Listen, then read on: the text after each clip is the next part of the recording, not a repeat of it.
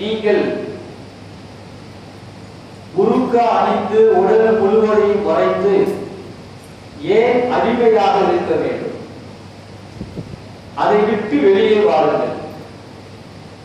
இரண்டாவது கேள்வி, நீங்கள் இஸ்லாமிய ஆண்களை திருமணம் முடிக்காது.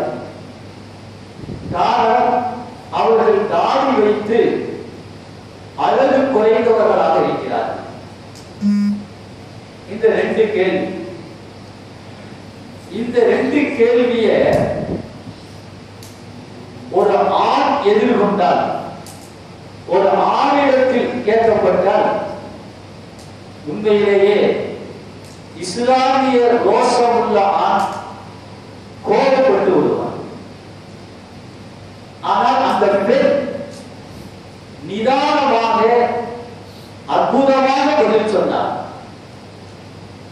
பெண் அப்படின்ற உடனே சில பேர் இப்படி சொல்லுவான், சில அறிஞர்கள், பெண் என்றால் கடலை போன்றவன்.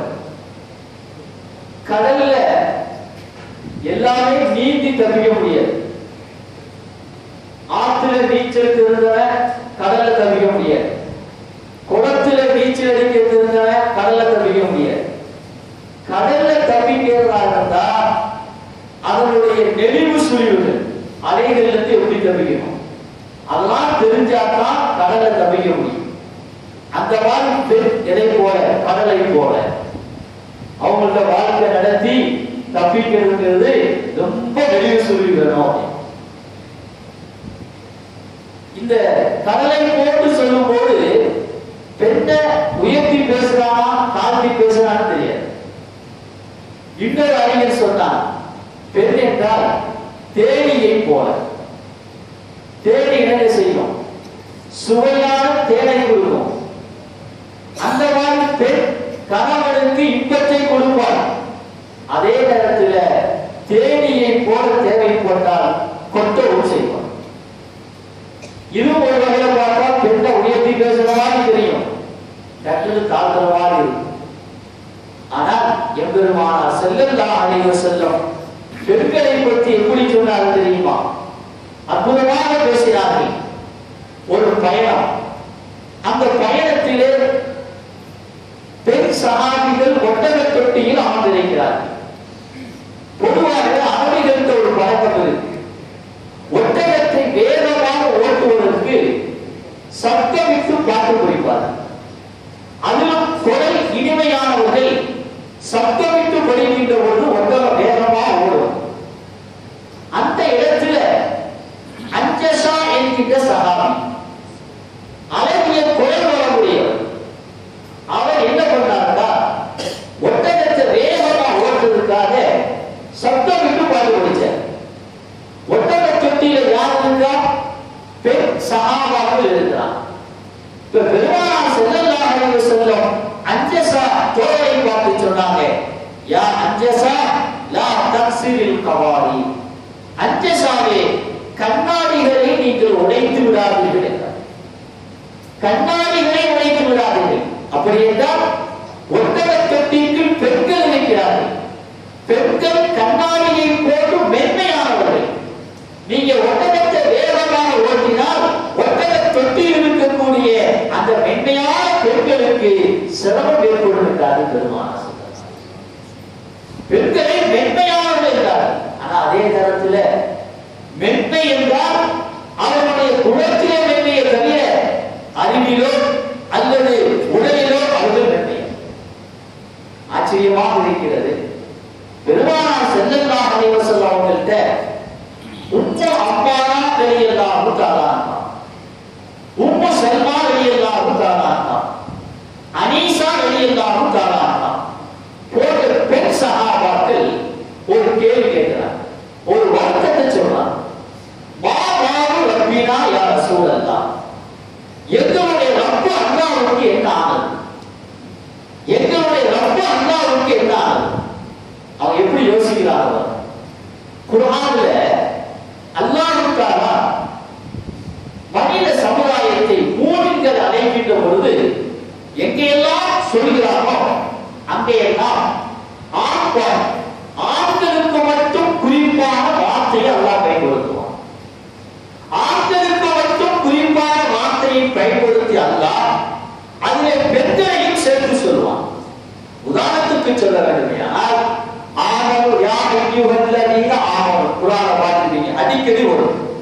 ஈமான் கொண்டவர்களே, ஆமனும் என்றால் ஆண்களுக்கு மட்டும் சொல்லப்படக்கூடிய வார்த்தை. ஈமான் கொண்ட ஆண்களே, அந்த ஈமான் கொண்ட ஆண்களே சொல்லும் போது அதுல யாரும் சேர்ந்துக்குவா?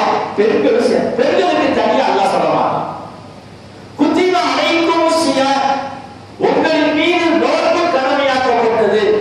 அலைக்கும் என்றால் ஆண்களுக்கு மட்டும் சொல்லக்கூடிய வார்த்தை. உங்களின் மீது என்ற ஆண்களை பார்த்து சொல்கின்ற பொழுது அது பெண்களும் கட்டுப்படுவார்கள். பெண்களுக்கு என்று தனியான வார்த்தையை அல்லாஹ் பயன்படுத்துவது இல்லை. இப்ப கேட்கிறாங்க, யா ரசூலல்லாஹ், மாவாது ரப்பினா, எங்கள் ரப்புடைய நிலைமை என்னாச்சு? எதுக்குள் ரிஜால், குர்ஆன்ல வெறும் ஆண்களையா சொல்றான். வலம் எதுக்குள் நிசா, பெண்களை பற்றி எந்த வார்த்தையும் பயன்படுத்தலையே அப்படின்னு அற்புதமான கேள்வியை சொல்றான். கேள்வி கேட்ட உடனே அந்த பெண்கள் கேட்ட கேள்விக்கு அல்லாஹ் உடனே பதில் எழுதுறான். உடனடியாக சூரத்துல் அஹ்ஸாப்ல 35வது ஆயத்துல அல்லாஹ் அந்த பெண்களுக்கு பதில் சொல்றான். இன்னல் முஸ்லிமீன வல் முஸ்லிமாத் வல் முஃமினீன வல் முஃமினாத் வல் கானிதீன வல் கானிதாத் வஸ் ஸாதிகீன வஸ் ஸாதிகாத் வஸ் ஸாபிரீன வஸ் ஸாபிராத். தொடர்ந்து அல்லாஹ் சொல்றான். அங்கனங்க ஆண்களை தனியா சொல்றான், பெண்களை தனியா சொல்றான். இன்னல் முஸ்லிமீன வல் முஸ்லிமாத், முஸ்லிமான ஆண்களும் பெண்களும், வல் முஃமினீன வல் முஃமினாத், முஃமினான ஆண்களும் பெண்களும், வல் கானிதீன வல் கானிதாத், அல்லாஹ்வுக்கு வழிபடக்கூடிய ஆண்களும் பெண்களும், வஸ் ஸாதிகீன வஸ் ஸாதிகாத், உண்மை பேசக்கூடிய ஆண்களும் பெண்களும், வஸ் ஸாபிரீன வஸ் ஸாபிராத், பொறுமையாக இருக்கக்கூடிய ஆண்களும் பெண்களும் என்று 10 வார்த்தைகளை தொடர்ந்து அல்லாஹ். பெண்களுக்கு எங்களுக்கு தனியா குர்ஆன் என்ன செய்யணும்? வார்த்தைகள் வாழணும் சொல்லி நபியிடம் கோரிக்கை வைத்து பெற்று தந்தவர்கள் பெண் சஹாபா. ரசூலுல்லாஹி ஸல்லல்லாஹு அலைஹி வஸல்லம் அவங்க மென்மையானவர்கள் சொல்ற உடனே எல்லாத்தையும் மென்மை அல்ல, குணத்திலே மென்மையான. இங்க பாருங்க, சரி அதெல்லாம் இருக்கட்டும், அந்த பெண் என்ன பதில் சொன்னான் அதை சொல்லுங்க. அந்த பெண் கேட்ட கிறிஸ்துவ பெண்கிட்ட, சரிம்மா எல்லாம் சரிதான், உங்கள்கிட்ட இயேசுநாதருடைய போட்டா இருக்காங்க, ஈசா அலைஹிஸ்ஸலாம் சொல்லக்கூடிய இயேசுநாதருடைய போட்டா இருக்கா? அந்த கிறிஸ்துவ பெண்ணுக்கு சந்தோஷம், பரவாயில்லை நம்ம வழிக்கு வந்துருச்சு ஓரளவுக்கு. எடுத்து வேகமா மணிப்பரிசு எடுத்து இயேசு சொல்லக்கூடிய ஈசா அலைஹிஸ்ஸலாம் போட்டாங்க.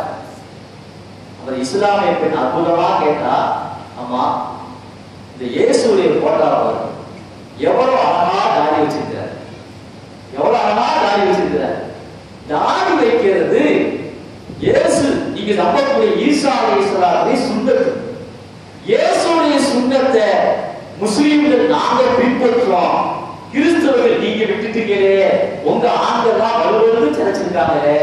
ஈசா அலைஹிஸ்ஸலாத்துக்கு மேல உண்மையிலே பிரியம் உள்ளது கிறிஸ்துவ ஆண்கள் இல்லமா, முஸ்லிம் ஆண்கள் தான். கொஞ்ச நேரத்துக்கு பிறகு திரும்ப அந்த இஸ்லாமிய பெண் கேட்டாங்க, உங்கள்கிட்ட மரியாவுடைய போட்டா இருக்கா அல்லது அன்னை தெரசாவுடைய போட்டா இருக்கா? அந்த மாதிரி பாடிச்சு. சரி இதுக்காக வழி கொண்டு போல தெரியுது, மணிப்பரிசு எடுத்து வேகமா அந்த போட்டாவை. இப்ப அந்த இஸ்லாமிய பெண் சொல்லிச்சு, பாருங்க அன்னை மரியாளுடைய போட்டா பாருங்க, அன்னை தெரசாவுடைய போட்டா பாருங்க, எப்படி தலைய முழுமையா மறைச்சு, கையெல்லாம் மறைச்சு, முழு ஆடையோட முழு உடம்ப மறைச்சிருந்தா இல்லையா? இப்ப அன்னை மரியாள் அன்னை தெரசாவுடைய வழிமுறைய பின்பற்றது இஸ்லாமிய பெண்கள்மா, அது அடிமை அல்ல என்று சொன்ன போது அப்ப அந்த அம்மா சொல்லிச்சான், மற்றவங்க கூட மாற்றிடலாம், உங்களை மாற்ற முடியாது. கண்ணியமானவர்களே, எதற்கு சொல்கிறேன் என்று சொன்னால், ஒரு இஸ்லாமிய பெண் ஒரு கோபத்தை ஊட்டக்கூடிய கேள்வியை எதிர்கொண்டு நிதானமாக யார் கேள்வி கேட்டார்களோ அவர்கள் வாயடிக்க செய்யக்கூடிய விதத்திலே அற்புதமாக பதில் சொன்னார். அல்லாஹ்வுடைய நல்லடியாக ஒரு இளைஞர் நம்மகிட்ட வந்தார். இது கொஞ்சம் நல்லா கவனி. நான் ஒரு கிறிஸ்துவ பெண்ணை விரும்புகிறேன், அவனும் என்னை விரும்புகிறார். ஏன்னா இன்னைக்கு கிறிஸ்தவர்கள் மற்ற சமுதாயத்தைச் சேர்ந்தவர்களை இலகுவாக மதம் மாற்றி விடுகிறார்கள். பணத்தை கொடுத்தோம், கல்வியை கொடுத்தோம், மருத்துவ உதவி செய்தோம், சீக்கிரம் மாற்றிடலாம். ஆனா முஸ்லிம்களை அல்லாஹ்வுடைய திருப்பை சீக்கிரம் மாற்ற முடியல. ஏதோ போதியில ஒன்று மாற்றலாம் பணத்தை கொடுத்து. ஆனா அந்த கிறிஸ்தவர்கள் எவ்வளவு ஒரு குர்ஆனை நுட்பமாக ஆய்வு செய்கிறார்கள் என்பதை கோடிட்டு காட்ட விரும்புகிறேன். நான் விரும்புகிறேன், அந்த பெண்ணு விரும்புகிறேன். ஆனா அந்த பெண் என்ன சொல்றா, நீ கிறிஸ்தவ மதத்துக்கு மாறிவிடு. இப்ப அவருக்கு பள்ளிவாசலோடு தொடர்புடையது, உலமாக்களோடு தொடர்புடையது. நான் மாற மாட்டேன், நீ வேண்டுமானா இஸ்லாமுக்கு வா, நான் கிறிஸ்துவ மாற மாட்டேன். ஆனால் அந்த பெண் ஒரு வார்த்தை சொன்னார்கள், அதுக்கு பதிலை கொண்டு வந்தால் நான் கிறிஸ்தவராக மாறுகிறேன், முஸ்லிமாக மாறினேன். அதுக்கு பதிலை கொண்டு வராவிட்டால் நீங்கள் நம்புகின்ற குர்ஆன் பொய் என்று அர்த்தம், நீ கிறிஸ்தவராக மாறுகிறேன். நிபந்தனை என்ன? குர்ஆனுடைய 2 ஆயத்துக்கள், 2 ஆயத்துக்களும் யார் சம்பந்தப்பட்டது என்றால் ஈசா அலைஹிஸ்ஸலாத்து வஸலாம் அவர்கள் சம்பந்தப்பட்ட ஆயத். ஒன்று சூரத்து ஆல இம்ரானில் அல்லாஹ் இப்படி சொல்கிறார், இது காலல்லாஹு யா ஈசா இன்னி முத்தவஃபீக வ ராஃபிஉக. ஈசாவே, உம்மை நான், அது வெளிப்படையான அர்த்தத்தை சொன்னேன், பின்பு விளக்கத்தை சொல்கிறேன். உம்மை நான் மௌத்தாக்குகிறோம், வ ராஃபிஉக, பின்பு உம்மை நான் எம்மின் பக்கம் உயர்த்துகிறோம். இந்த ஆயத்துடைய வெளிப்படையில ஈசா அலைஹிஸ்ஸலாத்தை அல்லாஹ் மௌத்தாக்கியதாகவும் மௌத்தாக்கி பின்பு தன்னின் பக்கம் உயர்த்திக் கொண்டதாகவும் வெளிப்படையாகும். இன்னொரு இடத்திலே சூரத்து நிசாவிலே ஈசா அலைஹிஸ்ஸலாத்தை யாரும் கொலை செய்யவில்லை, அவரை யாரும் சிலுவையில் அறையவில்லை. இதை விளங்குவதற்கு ஈசா அலைஹிஸ்ஸலாத்துடைய சுருக்கமான வரலாறை ஞாபகம். இப்ப ஈசா அலைஹிஸ்ஸலாத்தை கொல்வதற்காக யூதர்கள் வந்தார். அல்லாஹ் தஆலா கொல்ல வந்த ஒருவரை ஈசா அலைஹிஸ்ஸலாத்தை போட்டு உருமாற்ற வந்தவர்கள் இவர்தான் ஈசா என்று தங்களுடைய தோழர்களில் ஒருவரை கொலை செய்து சிலுவையில் அறைந்தார். உண்மையா ஈசா அலைஹிஸ்ஸலாத்தை அல்லாஹ் தன் பக்கம் உயர்த்தி கொண்டார். அவங்க என்ன செய்வாங்க? கியாமத் நாளுடைய நெருக்கத்துல வருவாங்க, திமஸ்கில் இருக்கக்கூடிய வெள்ளை மலையால் இறங்குவாங்க. எப்படி இறங்குவாங்க? ஒரு மனிதர் குளித்து விட்டு வந்தால் உடம்பிலே நீர் எப்படி சொட்டுமோ முத்து முத்தாக வழியுமோ அந்த நிலைமையில இறங்குவாங்க. இறங்கி இந்த உம்மத்தில் ஒருவராக இருப்பாங்க, நம்மை போன்று இருப்பாங்க. தஜ்ஜாலை கொலை செய்வார்கள், சிலுவையை உடைப்பார்கள், ஹிஜ்ஜியை கொலை செய்வார்கள், 40 ஆண்டுகள் வசிப்பார்கள். அதற்கு பிறகு மௌத்தாகுவாங்க. மௌத்தானதுக்கு பிறகு பெருமானார் ஸல்லல்லாஹு அலைஹி வஸல்லம் அடக்கம் செய்யப்பட்டிருக்கிறாங்க. அதுக்கு பக்கத்துல அபூபக்கர் ரலியல்லாஹு அன்ஹு செய்யப்பட்டிருக்கிறாங்க. அதுக்கு பக்கத்துல உமர் ரலியல்லாஹு அடக்கம் செய்யப்பட்டிருக்கிறாங்க. அதுக்கு பக்கத்துல ஒரு நபர் அடக்கம் செய்யக்கூடிய அளவுக்கு இன்னைக்கும் இடம் காலியாக இருக்கு. அது பெருமானார் ஸல்லல்லாஹு அலைஹி வஸல்லம் சொல்லிவிட்டு சென்றார்கள். அந்த இடத்திலே யார் அடக்கம் செய்யப்படுவார்கள்? ஈசா அலைஹிஸ்ஸலாம் அடக்கம் செய்யப்படுவார்கள்.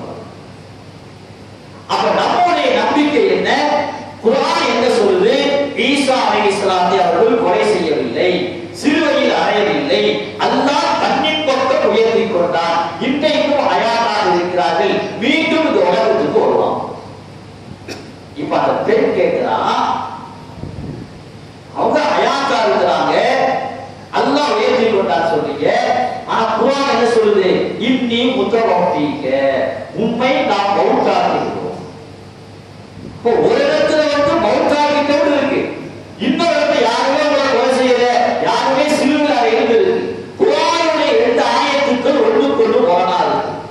இதுக்கு சரியான விளக்கம் சொன்னால் நான் இஸ்லாத்தை ஏற்றுக்கொள்கிறேன். விளக்கம் சொல்லணும்னு சொன்னா குர்ஆன் பொய், எனவே நீ கிறிஸ்தவ மதத்துக்கு வந்த. அல்லாஹ்வின் நல்லடியார்களே, பொதுவாகவே எல்லா மொழியிலுமே ஒரு வார்த்தை இருக்கும், அந்த வார்த்தைக்கு பல அர்த்தங்கள் இருக்கும். இடத்தை கவனித்து அர்த்தம் கொடுக்கணும். விளங்குறதுக்காக சொல்றேன். தமிழ்ல ஊசி ஊசிக்குது இல்லைங்களா? ஊசி. டாக்டர் போயிருக்கிறோம், அந்த இடத்துல டாக்டர் சொல்ற அம்மா ஊசி எது அப்படின்னு சொன்னா அங்க என்னது ஊசி? சிரஞ்சி, மருந்து செலுத்தக்கூடிய ஊசி தான். அதே நாம தையல் கடைக்கு போறோம், தையல் கடைக்காரர் ஊசி எடுப்போம் அப்படின்னு சொன்னா அங்க என்னது ஊசி? துணி தைக்கிற ஊசி. அதே வந்து சாக்கு தைக்கக்கூடிய இடத்துக்கு போறோம், அங்க சாக்கு தைக்க ஊசி எடுப்போம் அப்படின்னு அது என்னது ஊசி? கோல் ஊசி. அதே நேரத்தில் ஒருத்தர் டெக்கரேஷன் பண்றார், டெக்கரேஷன் பண்ணக்கூடிய இடத்துல தம்பி ஊசி எடுப்பாங்க, அது என்னது ஊசி? குண்டு ஊசி. அதே நேரத்தில் ரெண்டு பேரும் பேசிக்கிறாங்க, ஏய் நான் பேசினேன், ஆலப்பழத்துல ஊசி ஏற்றுறா ஏற்றுறாங்க, ஆலப்பழத்துல இந்த ஊசி வேற. ஊசிங்கிறது ஒரு வார்த்தை தான், அந்த ஊசிங்கிற வார்த்தை டாக்டரை கவனிச்சு வேற, தையல் கடைக்கார கவனிச்சு வேற, சாக்கு தைக்கிறவரை கவனிச்சு வேற, டெக்கரேஷன் செய்யறத கவனிச்சு வேற, குத்தி பேசுறத கவனிச்சு வேற. அந்த அடிப்படையில் அதுல அதே போன்று எப்படி தமிழில் இருக்கிறதோ இதே போன்ற அரபியிலும் உண்டு. அரபியிலும் ஒரு வார்த்தைக்கு பல அர்த்தங்கள் இருக்கு, இடத்துக்கு தகுந்தால் அடுக்க வைக்க வேண்டும். இங்க அல்லாஹ் தஆலா என்ன சொல்றான்? இது காலல்லாஹு யா ஈசா, ஈசாவே இன்னி முத்தவஃபீக. இந்த முத்தவஃபீகங்கிற வார்த்தை, இந்த வார்த்தைக்கு பல அர்த்தம். அதுல ஒரு அர்த்தம் உண்மை மௌத்தாக்குகிறோம், அந்த அர்த்தம் உண்டு. இன்னொரு அர்த்தம் என்ன? பரிபூர்ணமாக்குகிறோம். உங்களுக்கு இந்த ஆயுள் முடியல, உங்களுக்கு ஆயுள் இந்த நிறைய இருக்கு, ஆனா யூதர்கள் உங்களை கொல்லறாங்க. அல்லாஹ் தஆலா அவங்க கொல்ல வந்து உங்களை கொலை செய்யப்பட்டு உங்க ஆயுள் குறைவாக முடியாது, உங்களுடைய ஆயுளை நாம் பரிபூர்ணமாக ஆக்குவோம். இன்னொரு அர்த்தம் தெரியுங்களா? முத்தவஃபீக சொன்னா உங்களை நாம் தூங்க வைப்போம். உங்களை தூங்க வச்சு உங்களை வானத்தின் பக்கம் வைத்துவோம். ஏன்னா நமக்கு எல்லாம் தெரியும், தூங்குற துவா நாங்க தூங்கி எந்திரிச்சும்போது துவா பண்ணுவோமா இல்லையா? என்னங்க துவா? அல்ஹம்துலில்லாஹி அல்லதி அஹ்யானா வஅலமா அமாதனா வஇலைஹி நுஷூர். அல்ஹம்துலில்லாஹ், எல்லா புகழும் அல்லாஹ்வுக்கு. எப்படிப்பட்ட அல்லாஹ்? அஹ்யானா, எங்களை ஹயாத்தான ஆக்கினான். எதற்கு பிறகு ஹயாத் ஆக்கினான்? வஅலமா அமாதனா, எங்களை மௌத்தாக்கியதற்கு பிறகு. மௌத்தா போனா தூங்கி தானே எந்திரிச்சிருக்கோம். ரசூல் என்ன வார்த்தை பயன்படுத்துறாங்க? எங்களை மௌத்தாக்கியதற்கு பிறகு எங்களை ஹயாத் ஆக்கினானே, அப்படிப்பட்ட அல்லாஹ். அப்ப என்ன அர்த்தம்? தூக்கத்துக்கு எந்த வார்த்தை அரபியில் பயன்படுத்தப்படும்? மௌத் என்ற வார்த்தையை பயன்படுத்தப்படும். அதனால பெருமானார் ஸல்லல்லாஹு அலைஹி சொல்வாங்க, மௌத் என்பது சிறு, தூக்கம் என்பது சிறு மௌத்தை போல். அப்ப அந்த இடத்துல முத்தவஃபீக என்பதற்கு மௌத்தாக்குறது அர்த்தம் அல்ல. என்ன அர்த்தம்? உங்களுடைய ஆயுளை நாம் பரிபூர்ணமாக ஆக்குவோம், அல்லது உங்களை நாம் தூங்க வைத்து வராமல் இருக்க உங்களை பக்கம் வைத்துவோம். இந்த விளக்கத்தை சொன்னதற்கு பிறகுதான் அந்த இளைஞருக்கு மனசு நிம்மதி இருந்துச்சு. அதுக்கு பிறகு அந்த விளக்கத்தை சொல்லி அந்த பெண்ணும் இஸ்லாத்தை ஏன் எதற்கு சொல்லி என்று சொன்னால், நமது சமுதாயத்துடைய இளைஞர்கள், நமது சமுதாயத்துடைய இளம் பெண்களுடைய ஈமானை பறிப்பதற்கு பல கூட்டத்தார்கள் பல வழிகளிலே முயற்சி செய்கிறார்கள். அதில் இவர்கள் குர்ஆனுடைய இப்படிப்பட்ட ஆயத்துக்களை எடுத்து வைத்துக் கொண்டு, ஹதீஸ் இதுபோன்ற ஹதீஸ்களை எடுத்து வைத்துக் கொண்டு நம்முடைய இளைஞர்களை, இளம் பெண்கள்கிட்ட ஒரு தயக்கத்தை, ஒரு தடுமாற்றத்தை உருவாக்கி ஈமானை இழக்க வைப்பதற்கு முயற்சி செய்கிறார். அப்ப அந்த அடிப்படையில் பார்க்கும்போது குர்ஆன ஹதீஸ நம்மளை விட யாருக்கு அதிகம் ஆராய்ச்சி பண்றாங்க. என்னிடத்துல கிட்டத்தட்ட ஒரு 50 புக்குகள் இருக்கிறது. 50 புக்குகளும் நீங்க ஒரு ஆலிம் இல்லாத வாங்கி படிச்சீங்கன்னு சொன்னா அது ஒரு ஆலிம் எழுதுனதை போன்றே இருக்கும். ஆனால் ஆலிம் எழுதவில்லை, கிறிஸ்தவர்கள் எழுதுகிறார்கள். அத்தனை ஆயத்துக்கள் ஹதீஸ், அத்தனை ஆயத்துக்கள் ஹதீஸ். ஒரு வாங்கி பாதிரியார் கொடுத்தா வாங்கி வேகமா வந்து அதே ஒண்ணுமே விளங்கல, இதை படித்து படித்தால் என்னுடைய ஈமான் போய்விடு போல் தெரிகிறது. அந்த அளவுக்கு நுட்பமாக எழுதியிருக்கிறார். இது இன்றைக்கு மட்டுமல்ல, சஹாபாக்களுடைய காலத்தில் இருந்து அவர்கள் இஸ்லாத்தை பற்றி எப்படியெல்லாம் விலகி வைத்திருக்கிறார்கள், அற்புதமாக விலகி வைத்திருக்கிறார்கள். கண்ணியமானவர்களே, முஆவியா ரலியல்லாஹு ஆட்சியிலே ஒரு கிறிஸ்துவ ரோம் நாட்டு மன்னர் முஆவியா ரலியல்லாஹு கடிதம் எழுதுறாங்க. இன்னொரு அறிவிப்பு நேர்ல வர்றாங்க. நேர்ல வந்து இஸ்லாம் சம்பந்தப்பட்ட 6 கேள்விகளை கேட்கிறார்கள். அற்புதமான கேள்வி. கேட்பது யார்? முஆவியாவுக்கு என்ன பதில் சொன்னாங்க? இன்ஷா அல்லாஹ் நாளை பார்ப்போம். வாஹி தஅவானா அல்ஹம்துலில்லாஹி ரப்பில் ஆலமீன்.